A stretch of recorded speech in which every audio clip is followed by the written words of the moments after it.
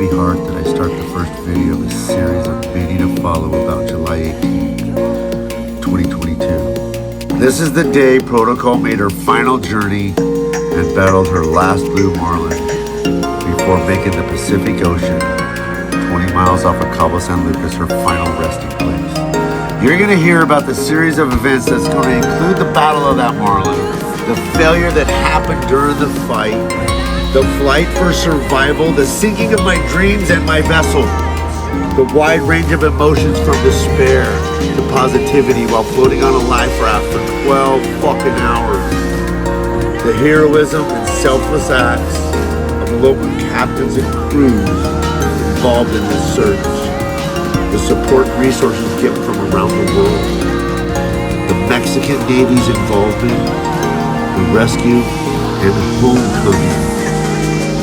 And finally, the piece that nobody else is really concerned about or even understands, the loss of 16 years worth of memories and the rebuild of my dreams and moving forward. Okay guys, well, here's part 2. I know you've been waiting for this. Here's what put her to the bottom. Now, as you can see, we've been on this blue marlin now for 40 minutes or so fighting it. As you've seen in part 1, you've seen some water come over the transom. I gotta tell you guys, that's normal when fighting a big fish. I've had way more water over the transom. This is a standard deal. The boat's made to handle it, and the boat scuppers are made to release it as well. Okay? So, we're sitting here going now, right now I peek over because I notice there's water on the fucking deck. Okay, now we hadn't taken water over the transom in a while, and that shit should have been gone. And then, at the same time, I noticed my fucking starboard engine is now dead. And in my mind, I'm thinking, oh shit. All right, so I'm looking at the controls. I'm hollering down at Christian, my deckhand. He's looking at the controls. We can't get her restarted. So I make my way down there. Meanwhile, Christian opens up the hatch, and son of a bitch, the entire engine room is completely flooded. Damn near 3/4 of the way underwater. That's why that fucking starboard engine fucking died. Now at this time, the angler doesn't know what's going on. All he knows is I'm not backing down on the fish, and he's been on this fucking fish for fucking ever. Now if you look, that water is accumulating in the back of the boat. So we get the bucket brigade going, man. We're sitting there with our 5-gallon buckets, reaching down there, and as we're doing it, we notice that it's still getting full. Now I'm not sure what happened, if it was a through hole or if that fucking raw water hose plant came off or the bilge pump failed. Everything is happening so fucking fast. And at this time, I still have that port engine fucking going forward and the water's not fucking coming out. So we're sitting here thinking and we're draining and we're draining and we're draining. I'm fucking trying to reach down there and find it. At that time, fuck, we know something's going on. Okay guys, this is where it gets gnarly. Now, Frank is still on this fish, man. He's been fighting it hard. His back's taking a toll on him because I'm not using the boat to back down on him, and it's just hardcore friction.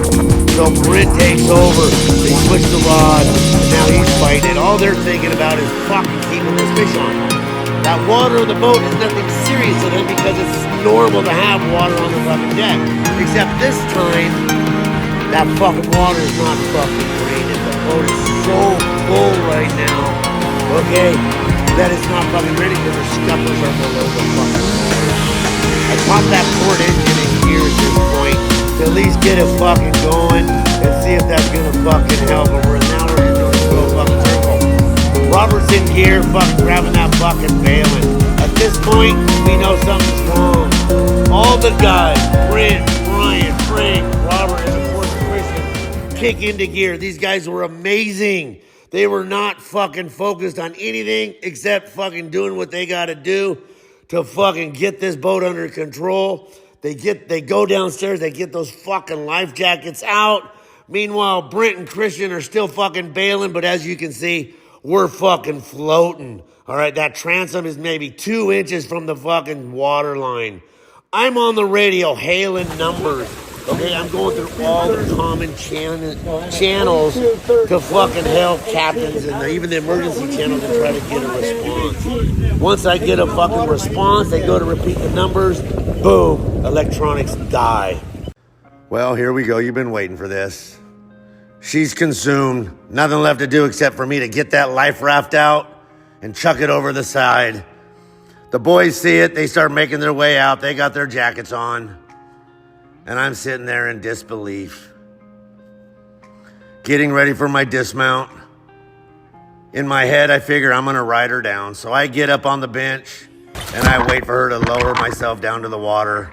And then I just take a step off into the drink.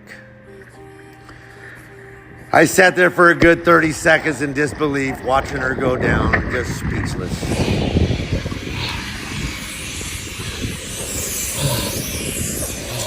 And then I realized it's time for the real challenge of what's ahead.